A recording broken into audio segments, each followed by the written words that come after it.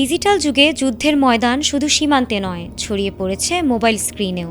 একটি ছবি, একটি লাইক কিংবা একটি কমেন্ট, এই ছোট্ট ক্লিকই কখনো কখনো বড় বিপদের কারণ হয়ে ওঠে।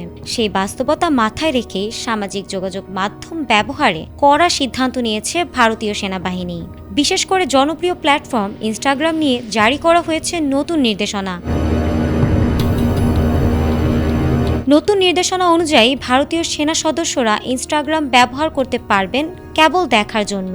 তবে তারা কোনো ছবি বা ভিডিও পোস্ট করতে পারবেন না, দিতে পারবেন না লাইক বা কমেন্ট, এমনকি কোনো কন্টেন্ট শেয়ার করাও সম্পূর্ণ নিষিদ্ধ।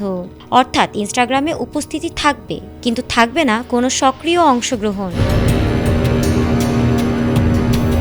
ভারতীয় সেনাপ্রধান জেনারেল উপেন্দ্র দ্বিবেদী জানিয়েছেন, সামাজিক যোগাযোগ মাধ্যমে অসতর্ক ব্যবহারের কারণে অনেক সময় অনিচ্ছাকৃতভাবে সংবেদনশীল তথ্য প্রকাশ পায়। ছবি বা ভিডিওর ব্যাকগ্রাউন্ড, লোকেশন কিংবা সময় সংক্রান্ত তথ্য থেকেও বাহিনীর অবস্থান ও কার্যক্রম সম্পর্কে ধারণা পেতে পারে শত্রুপক্ষ। এসব ঝুঁকি এড়াতেই এই কঠোর সিদ্ধান্ত নিয়েছেন তিনি।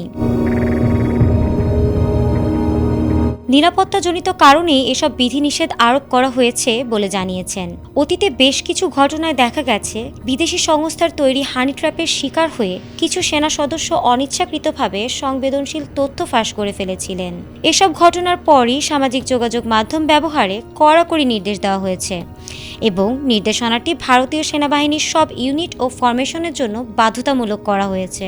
পাশাপাশি সেনা সদস্যদের অনলাইন আচরণ নিয়ে আরও সচেতন হতে অভ্যন্তরীণভাবে নির্দেশনা দেওয়া হয়েছে বলেও জানা গেছে। বিশ্লেষকদের মতে, আধুনিক যুদ্ধে অস্ত্রের পাশাপাশি তথ্যই এখন সবচেয়ে শক্তিশালী হাতিয়ার। তাই সীমান্তে যেমন পাহারা, তেমনি ডিজিটাল দুনিয়াতেও প্রয়োজন সতর্ক নজরদারি। ভারতীয় সেনাবাহিনীর এই সিদ্ধান্ত সেই বাস্তবতারই প্রতিফলন, যেখানে নীরবতা কখনো কখনো সবচেয়ে বড় নিরাপত্তা। ফারহানা হক, ATN বাংলা।